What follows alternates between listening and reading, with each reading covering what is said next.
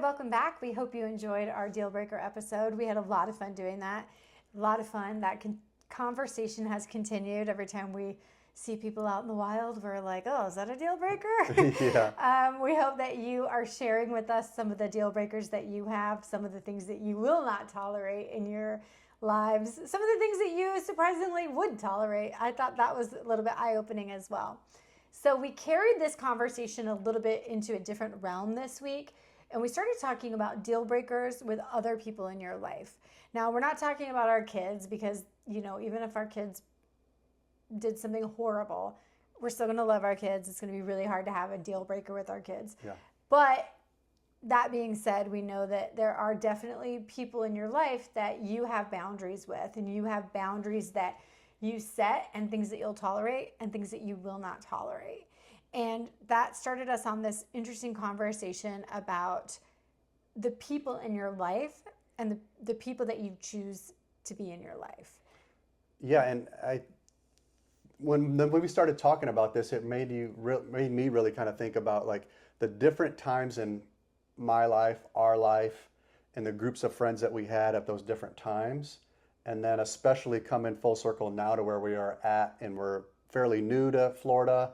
We moved here with knowing, maybe 3 or 4 people, Yeah. and no family. And so we've kind of are living through that again of creating our village and creating our people again. Right. And I feel like we're a little bit more cutthroat or a little bit more precise, or we are definitely more precise. And not only us, our kids are too, because Ethan and Charlotte have moved out here with us and effectively have left everybody they know behind in Arizona. Yeah. And so now they're also experiencing this. So it kind of begs the discussion, I think, about how we have seasons of our lives and where those seasons of our lives define the community and the groups of people you hang out with. Yeah. Because they're very distinct. And the first one is you're born and you have your family. I mean, that is your village. And you don't choose that, You have no choice. Yeah. Some people So get roll a of the good dice. Some people get a good one, some people don't get a good one. But no matter what, that's your first kind of experience with that like close-knit group of people that you're forced to be with day in and day out. And you learn as you grow up in your family the weirdos that are in your family, and you know what I mean. Everybody has whether whether you decided or your mom and dad are like, oh, so and so's crazy, Stay away from that one. Yeah. Yeah, exactly. You definitely know that. But so then you move into school, and that's where you start to get some independence because you get to start choosing your friends, and that's an opportunity that it's not just my parents' friends and their kids come over and I have to hang out with these kids and now they're my friends by default. You go into school, you start to have some autonomy on your choices of choosing your friends and the people that you are with. And we kind of lumped school together all the way through high school because there's a lot of proximity that's involved because you're in the same classes, you're in the same area. That's just kind of the way it is. And that's your first lesson of really like learning how people act, how different groups of people act. You kind of fall into different groups throughout school, right, depending on what you're doing and who you want to be around. Are. But yeah, that's where I think you really start learning how people act, how people treat each other, and who you want to be around or who you feel comfortable and safe with. Right. Because a lot of people form, pretty tight friendships and they have like best friends and they have people that there's 1 or 2 people that they're really close with. And it's like, how did that become your one person? Like, right. But for whatever reason, it boils down to kind of how we talked about opposites attract is you have values that align. Mm-hmm. You kind of agree on the same thing, what you're going to put up with, what you're not, what you find amusing. What your deal breakers are. What your deal breakers are, and that kind of stuff. So then moving from that season, you kind of go and strike out on your own, whether that be college or just moving out of your family home. Mm-hmm. Now you're in a situation where you're surrounded by, hopefully you're exposed to a lot more people. Maybe it's getting your first job, those early jobs. You're starting to now be exposed to people that you wouldn't have necessarily hung around with. Yeah. But some people find in their jobs some of their best friends. Yeah. I'm still really good friends with Megan, who I met at a job at Outback forever ago. Yep. And we're still really good friends. Yep. Yeah, and I've noticed that, over the years is, especially working in law enforcement, like some of my best friends are the people that I worked with, because you just spend so much time there that you do get some of those close-knit relationships, and you, go through the ups and downs of your professional career with those people. Right. And but professional career might be a little different from, working at Outback and those early careers of you're just out of college or high school, you're going into college. And those are the friends that you're going to like party with and you're going to make stupid decisions with and you're going to learn a lot because you're doing dumb stuff together. Yeah. And hopefully you're not getting into much And a lot trouble. of them do just come and go, And people come and go in that time of your life, but some people stick around. I mean, some people really become solid friends for you through it all, through whatever phase of life you're in. And there's people that have friends that they knew from first grade and kindergarten that they're still really good friends with, and that's beautiful. I love that for them. Yeah. So after that, you kind of go into your dating, and now you're dating, and all of a sudden it's like, okay, now I'm exposed to your friends, but I just want to hang out with you, and now I'm exposed to like more of your friends, and now maybe I'm exposed to your family. And so then that kind of creates another little pod, or if you will, I like to look at it as like a Venn diagram sometimes of like, here I am, and I've got friends over here from work, and I've got my boyfriend, and I've got friends over here from family, and his family, and it just all kind of like blends together, and sometimes it all overlaps. Yeah. Yeah, and that can be a difficult time because, you really want to spend time with the person that you're dating, but they might have a couple of friends that you just don't vibe with, or you just don't really want to spend time with. Or when your boyfriend or fiance or girlfriend or whatever, when they're around those certain groups of people, they're different. They act like a different person, and so that can kind of throw things off a little bit too. You just don't want to get into where it's like you're no longer going out for guys' night, or you're no longer hanging out with that guy, unless there's a serious, problem or a really bad trait that person is, like every time you go out with them, you do heroin, and how about maybe you don't hang out with them anymore? That sounds like a good idea. It sounds like maybe that's good. But at the end of the day too, I hesitate to say you should tell anybody what they can and can't do, but that's a whole nother topic for another day. And then, so we were talking about that, and then you date, you get married, you're in your married life, and then you have kids. And kids' time frame of life is the easiest time to make friends. Well, yeah. I mean, going back to marriage real quick. Yeah. I feel like once you get married, you kind of tend to then start hanging out with more of the married couples, because a lot of your single friends, they kind of feel a little out of place. They don't want to be the third wheel. Yeah. I mean, so not all of them, of course, but there are going to be some that just kind of like, all right, like we're married now, and we kind of have this, maybe we have a house and we're living together, and we kind of have this new structure that we're creating, and that can kind of filter out some different groups of people. It definitely will filter. And then when you add kids to it, like you were saying, I mean, that's just that's a whole other filter. Whole other ball game. Because people that don't have kids don't always get the people that do have kids. Or don't want to be around kids. Or don't want to be around. Like I do not like other people's. Like I don't want to hang around other people's kids for the most part. I mean, nobody. Yeah. It's just like, especially like when I'm single and I don't have kids. Yes. So, but we had kids really young, so everybody was we kind of threw it all together. They were like, sorry, you're hanging out with us, we have kids. Yeah. But and then like I said, that's the easiest time to make friends because you kind of create these villages of the people that you trust with your kids. I mean, that's huge, right? Right. But also your kids are doing sports, and now you're going to school events, and you're going to sporting events, and you're maybe doing travel soccer, and you're spending weekends with these people.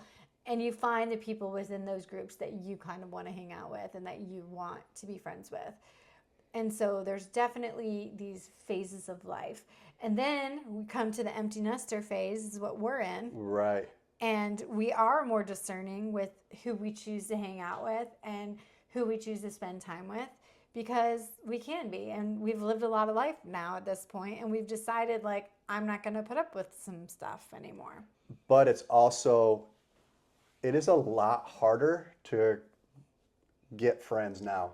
Make friends. Like, make friends now. Yeah, because especially in our situation right now, where it's like I've made we're all of our friends. well, because you're the social butterfly, right? Like, Yeah. you'll invite anyone at any time to I go do will. something. I do. But it's different because we went from having this huge network of friends and people and family in Arizona, and now it's like we moved here and we know maybe 3 people, 4 people, and especially you work from home. I do.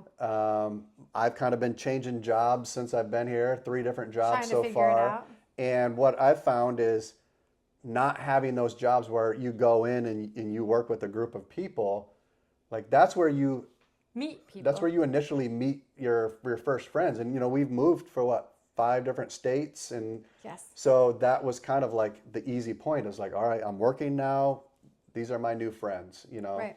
And now that we're not in that, It's more and challenging. we're older and we don't have the kids connection, it can be hard to make friends and find friends that are actually in our same position, right? Because we're not necessarily making a lot of friends with people that have kids that are younger, Right. because we're just in a different stage of life. So I feel like We're not opposed to those people. no, I mean we're open to anyone that we get along with. We just have gravitated towards people that are in the empty nester stage of their Yeah, life. and I feel like we've kind of even gravitated towards older friends.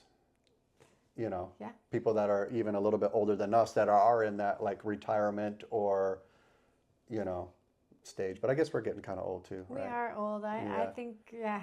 So- I think we're old and you just don't want to admit that you're also in that age group.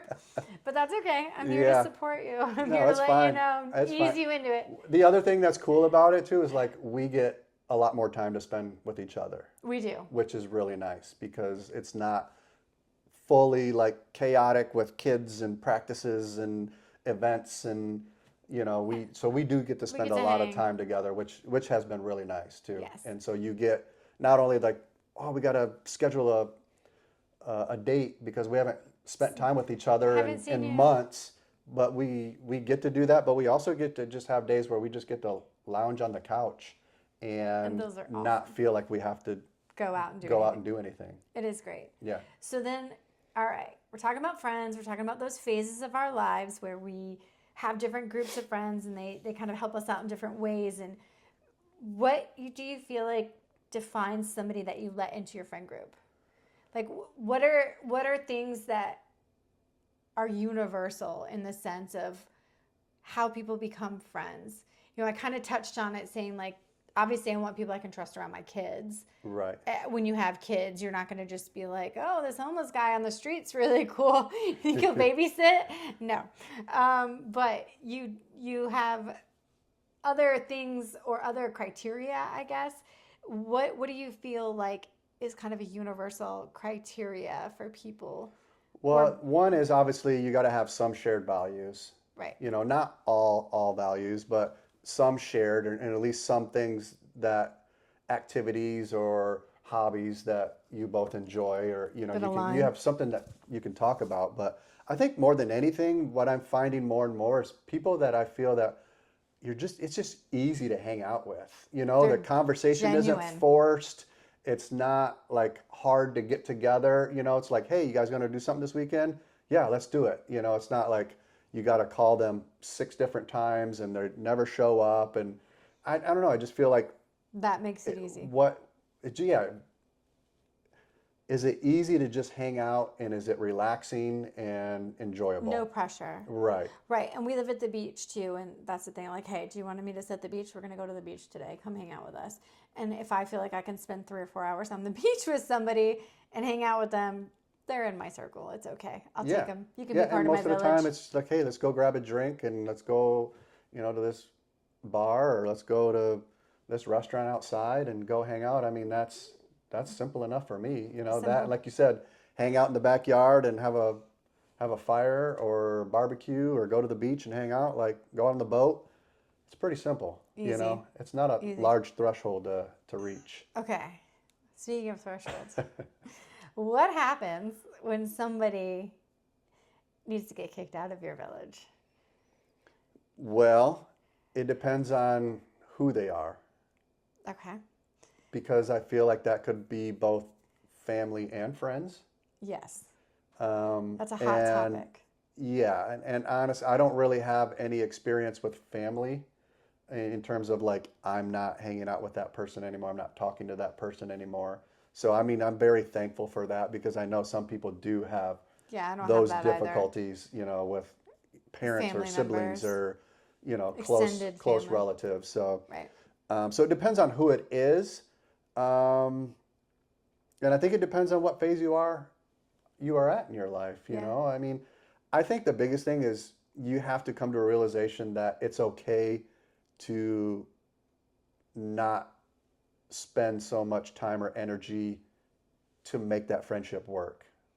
I agree. It has to be mutual, right? Like, right. And it has to be easy, like you said. And that's why I think people, when they're in middle school and high school, have best friends because it's easy. It's easy. You get along. You have like similar interests and things like that. I definitely think, for somebody to get kicked off your island, if you will, or for somebody to be kicked out of your friendship group, or just by you personally, let's say you have a group of friends and you're like, you know what, I'm not really friends with that gal over there and I'm just going to stay away. I'm going to do my own thing over here. I do think that there's always a lesson to be learned from it, right? And Charlotte and I had this conversation that, it really sucks when you decide somebody's just, maybe they're not trustworthy, or maybe there's somebody that you're just like, they don't make me feel good when I'm around them. Maybe they increase my anxiety. Maybe they just, something about it is off and I'm going to remove myself from that situation. There's always a lesson to be learned from that, especially about yourself. Well, the hard part is to learn that lesson, you have to get burned numerous times, right? Either like they don't show up or, they're not there for you when you need them, whatever the case is, like it's hard. You have to learn that lesson. But I think you also have to be responsible for yourself to say, all right, I don't want to go through that again. Like I still care for this person and I can still consider them a friend. If they need me, they'll call me. If they really need me, I'll show up for them. But I'm not going to continue to put this effort in time after time after time and just kind of feel rejected each time. Yes. Because this is not. It makes you feel bad. And we were talking about this and we were talking about, there's people that come to mind and you're like, if I'm constantly being the one that's texting or reaching out and they're not even responding or they're not even acknowledging that you've reached out, it gets really annoying. Like it gets really frustrating that you're like, why am I even putting in this effort anymore? Yeah. I'm trying to be genuine and I'm not an obnoxious texter like for people, but I definitely feel like, hey, I'm making an effort. Could you at least acknowledge that I've reached out?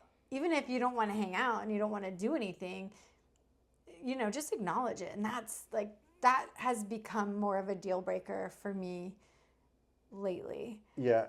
And I would say too, like the easiest way to do that and kind of the way that I've done it most of the time is you just stop reaching out. Yeah.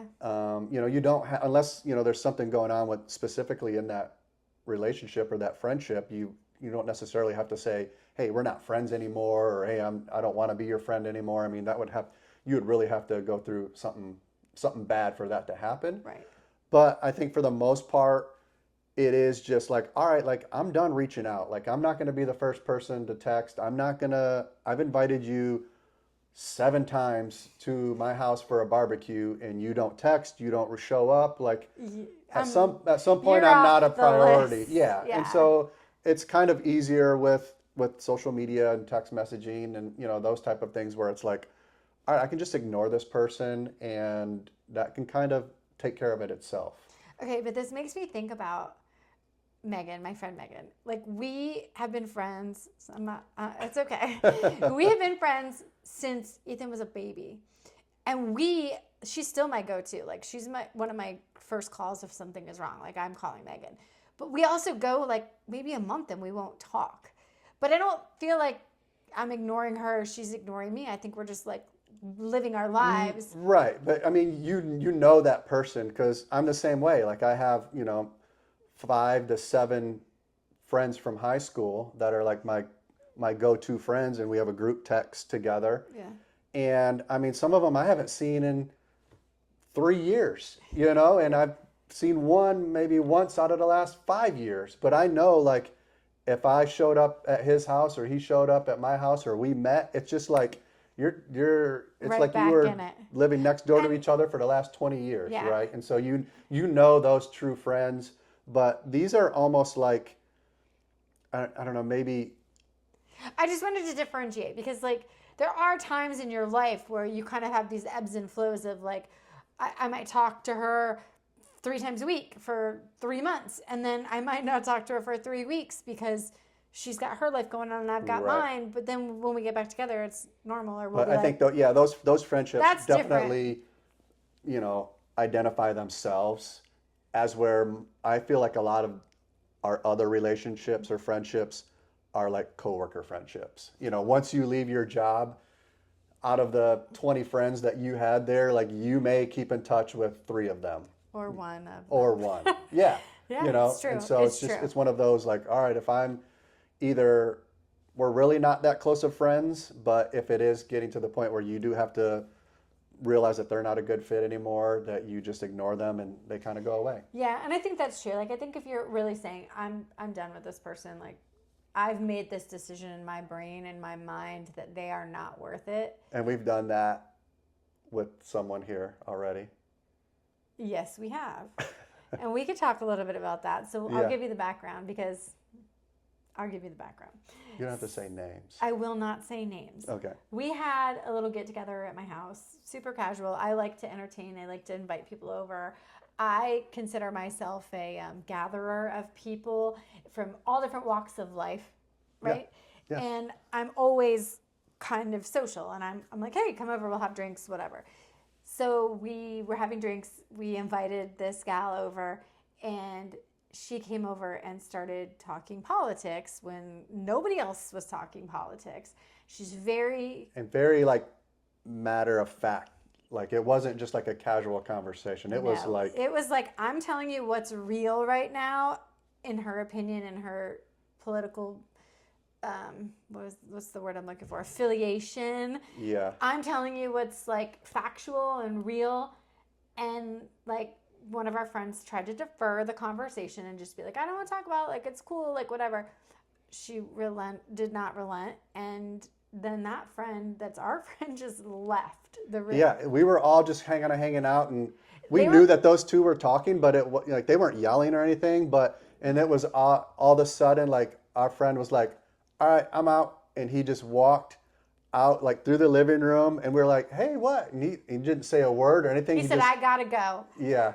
And And he just then- left, and we were like, what happened? You know, it was like, holy crapoly. Yeah. So, long story short, I really respect him that he walked away, because I feel like the next step was going to be him yelling at her and them having, like, a real argument.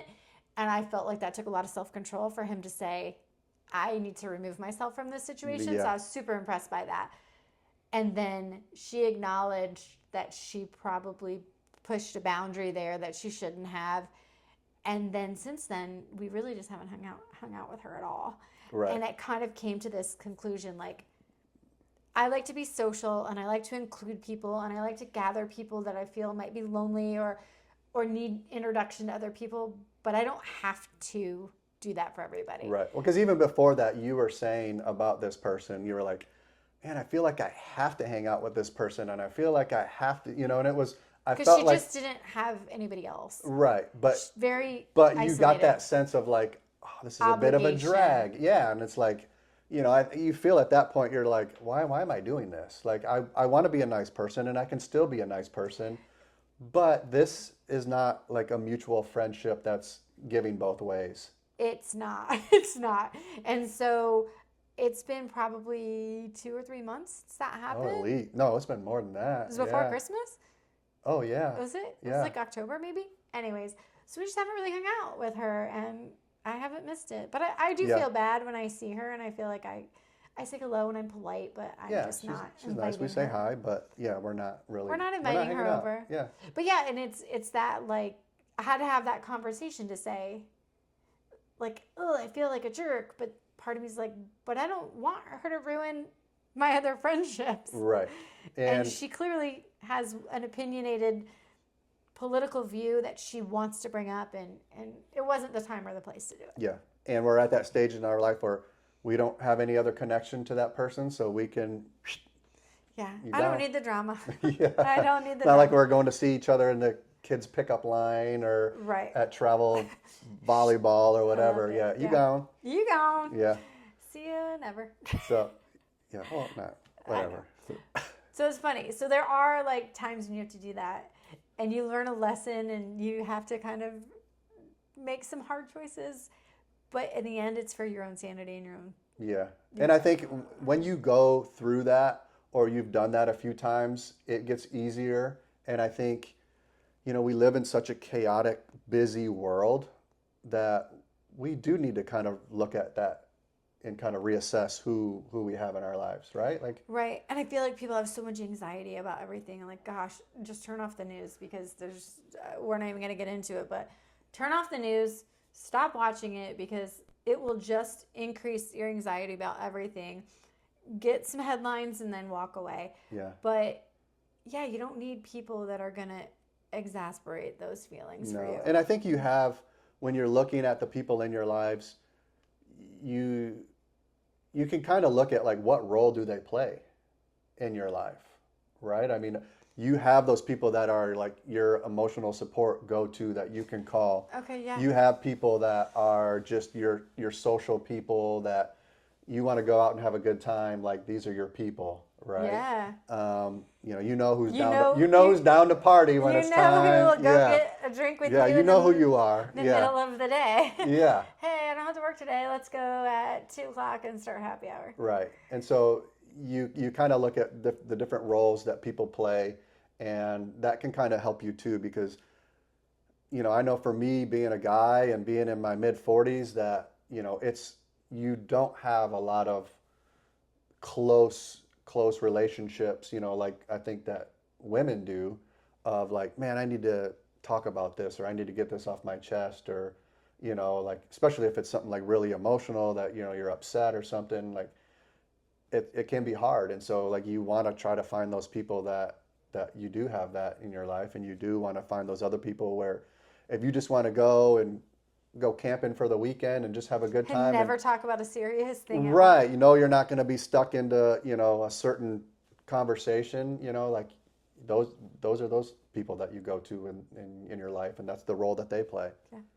And I'm really lucky too, because my sister and I are still really tight too, so that I have, other people as well where I can bounce things off of, and make sure I have those people that are emotionally my go-tos, so I don't necessarily need to find somebody here that is that. Right. Does that sound weird? And they can obviously overlap too. Yeah. Like there's those circles that overlap and what they do and who they are. And when we're talking about friends, I kind of think a lot about like Facebook. Okay. Right? Like,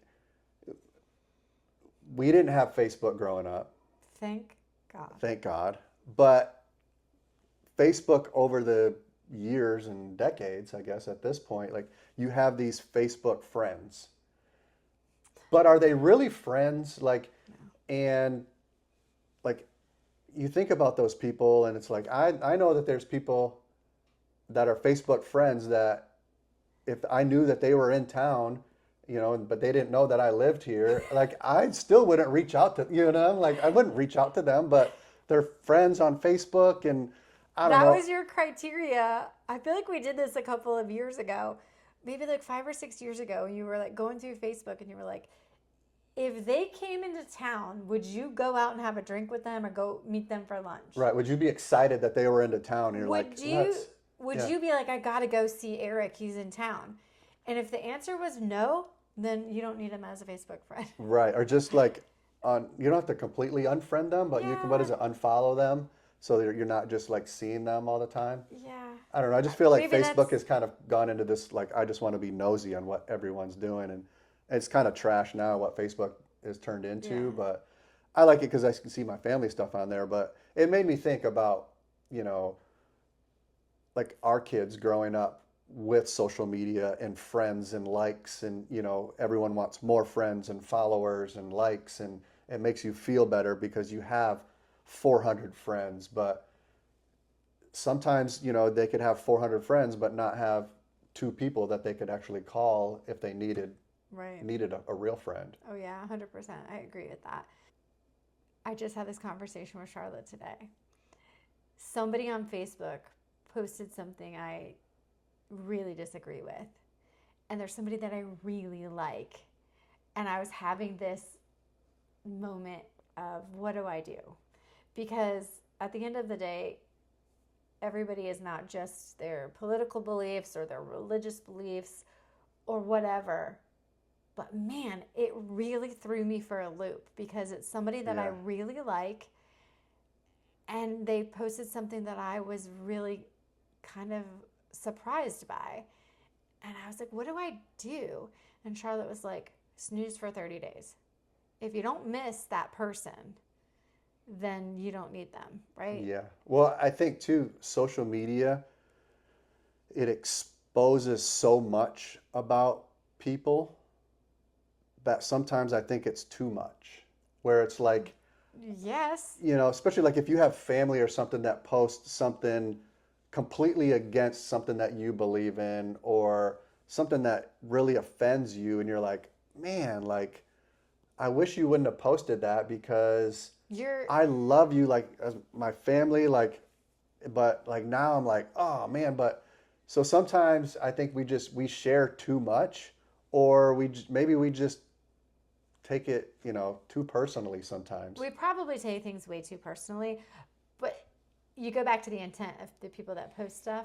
I think they really want to strongly share their opinion. Like our friend that came over and who was very strongly sharing her political beliefs, everybody feels like through that Facebook and things that is like such an important part of their life that they need to share. And I'm like, everybody just take a big step back. Right. Like we can have our differences. We all get to go to the polls and cast our votes, but take a big step back because we do not need to fight with each other all the time about it. Like there's good and bad in the people, not just their beliefs. Does that make sense? Yeah. Because you, like you said, you love somebody, but you don't agree with everything that they stand for or that they want to see happen in this country. And I think that's the big thing. Like, you're never going to agree on everything with anybody, Right. And I mean, I don't want to talk about politics really on this, but I feel like in a way though, like as kind of like a reference where it's like, if someone's for a political party, like you have to agree with everything that person does because you're part of that party. And it's like, I think about it sometimes and I'm like, that's crazy. Because I think about it like, if you were the president of the United States and I was the first man, there would still be a lot of things. Would it be a deal breaker if I was the president and you were the first man? Not at all. Are you kidding me? That'd be awesome. Okay. But you as my wife, and the president of the United States, there's still things that I wouldn't agree with you on. Right? Like, I mean, But you still like me and love me as a person. Right. But I feel like Facebook and all these things, people are they're not seeing like, I like you as a person. And people can't just pull back. I know. And just say, okay, everybody doesn't agree with me, and that's okay. And I think that that's part of like learning about friendships and Facebook and all of these things is we expect people to be perfect, or we expect or to agree with everything that we think. Right. Or like when people don't like other people, it's because they don't, there's something about them they don't like.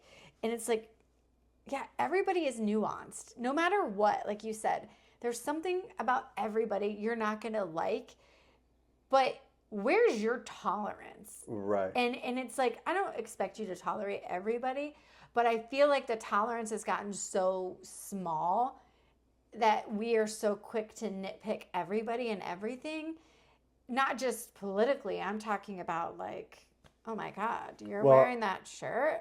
Ugh, you're not going to be my friend. Yeah. Just little things like we're just so quick to be dismissive, and it's like, just stop and think about the person that you right. that's there. It's almost like take the phone away, just go and like sit by a fire and have some drinks and just have a good time. Yeah. You know? Clearly, you guys know what we like to do. We like to sit by the fire and have some drinks and hang out. We'll have to do that. We'll do a podcast episode on our back deck with the fire going. Oh, That'd I'm be down. cool. Not right Yeah. now because it's 28 It's degrees Arctic this morning. winter in Arctic Florida. Yeah. We're not down with it. But I don't know. That was kind of like a meandering thing of kind of friendships and kind of where we stand. But I also think because we don't post politically and we don't really discuss that stuff, it keeps us in like a neutral position. And I feel like maybe more people should be neutral. Yeah. I think, you know, the main thing kind of out of this conversation that I've found is, you know, what is it like you're most likely around the 5 people that you surround yourself with, or however that slogan goes. Like if you are in high school and you surround yourself with drug dealers and dropouts, that's the path you're gonna go on. But if you're in high school and you surround yourself with entrepreneurs and people that are like going for it and trying to be, you know, the valedictorian of their college, maybe that's your influence. Yeah, I think it just makes you want to have a little bit more ownership of like, who do I want to be?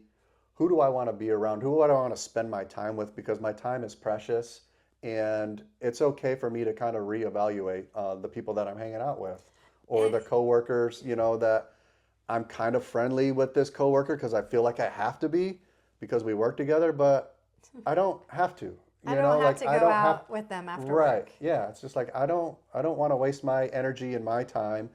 It's okay. You don't have to be friends with everybody. You don't have to be a jerk towards them. But you know, I think you have to look at your time as being precious, and who do I want to be, and who do I want to hang out with, and who gives me the most joy to spend time with. Right. And those that don't give you joy, you can get rid of. Yeah. And I think it's important too because I don't think people do that. I don't think people sit down and kind of evaluate that. Like the people in their lives and what that effect has on them. And they don't realize maybe that somebody's really bringing them down. And that every time they're with somebody, they're a constant complainer. And you're just always like, oh my gosh, every time I'm with this person, they're complaining. And now I'm like drained. And, you know, I have friends where somebody approached me a while ago and I was not looking forward to going and hanging out with them because I felt like I went into it knowing I was going to be drained from it. Mm-hmm. And it was eye-opening to me to be like, well, then why am I doing that? Like, I don't have to do that. I'd already committed at that point and I did. But there's definitely times where you go, oh yeah, no, I'm not going to choose that in the future. I'm not going to do that. But I don't know that people like do that very much because there's so much distraction that I guess it's kind of our advice is to say, maybe you need to sit down and think about that. Yeah. And it's hard. It's a hard thing to do. And I think with us being where we're at, having to make new friends, I would say even for those that are, you know, whether you're single, especially if you're single, but, you know, if you're a newly married couple or if you're, you know, you've got kids or whatnot, like, don't be afraid to make new friends. I think like a lot of times we get kind of like our friends that are our coworkers, our friends that we might know from college, you know, and then like, that's it. And I feel like sometimes you get to the point where you're like, I don't want to make new friends. And you know what I mean? And like, I don't want to, and it's funny. I don't need any more friends. Yeah. Mm-hmm. And because maybe you're like splitting so much of your time with people that aren't, you know, providing any value to you, that it seems exhausting to learn a new friend or try to make a new friend. But it kind of reminds me when you are working at a job and maybe you've been there for a few years, so you're very comfortable and you have your friends group, and then that new hire comes in, and you're like, who is this person? Like, who do they think they are? You know, and then, you know, then you get to know them and they like become one of your best friends, and then you're like, wow, like, you know, how quickly you can create a new friendship, and especially someone that, you know, is really a lifelong friend or someone that's important in your life. Your friends are out there. If you need new friends, just gotta go find them. Yeah. You never know where you're gonna find them. Yeah, and so I think it's just a matter of don't being afraid to get out there and talking to people and just start starting a conversation. And I mean, I know I got to be better at that for sure, but one friend you've brought to the table. I have brought lots of friends to the table. You've brought one since we've moved here a year and a half ago. I'm quality over quantity. Okay. Yeah. We'll get there. We'll get there. All right. So that was our kind of meandering talk on friendship and deal breakers with people in your life. And don't put up with any crap from people. Yeah, don't be afraid to tell people to just ignore them. Yeah, just ignore them. You don't have to tell them to buzz off, but you can just know in your brain you're done. Yeah. All right, let's spin the wheel. Look at this wheel. It's so cute. That is cool. Because it wouldn't have cost you more than $10 to make this wheel. Yeah, and you got to get something else from Amazon. And Amazon came. All right, here we go. It doesn't have a clicker, though. Click. Ooh, the last purchase. Ooh, you went shopping today. I did go shopping today. I'm trying to think of. I could tell is this like, are we including like food purchases or you like... always buy food. You're food driven, and I think you need to do not because food. I don't shop really. I know. Well, what did you spend money on? The last thing, so the last thing that I bought was last night. I had to go to Lowe's at 8 o'clock last night. You did. Because I sat on the couch our and sink was, we had a water leak underneath our kitchen sink, and I forever was blaming it on the water filtration system. And come to find out, it was the nut that attaches the drain to the sink, where your drain pipe is. And I didn't have a wrench big enough. I don't know. I have one, or I had one, but I couldn't find it. And I needed to get that done so we could use our sink. And so I went to Lowe's and I bought a new big plier.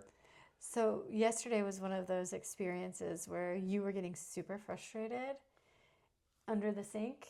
And Charlotte was like, he's getting really mad. And I just said, I'm not even acknowledging it because I don't want to deal with it. I just ignored you. Well, it was because I thought it was going to be as quickly as like pull this thing out and just clean the water up and then it was a 2-hour project. But then I found out I'm taking everything out.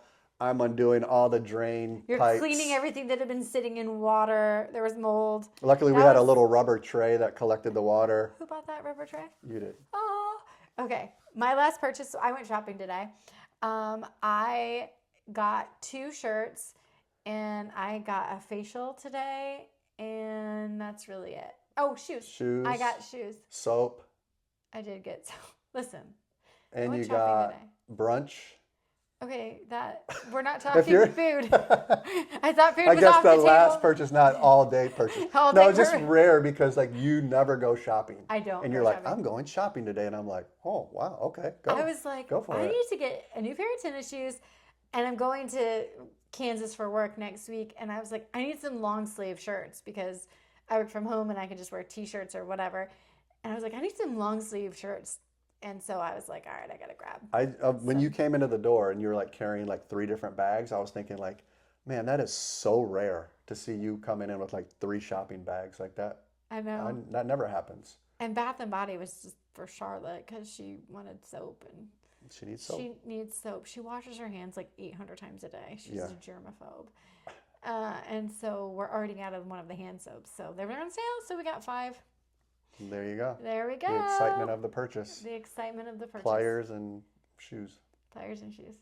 All right. We'll catch you next time. See you guys.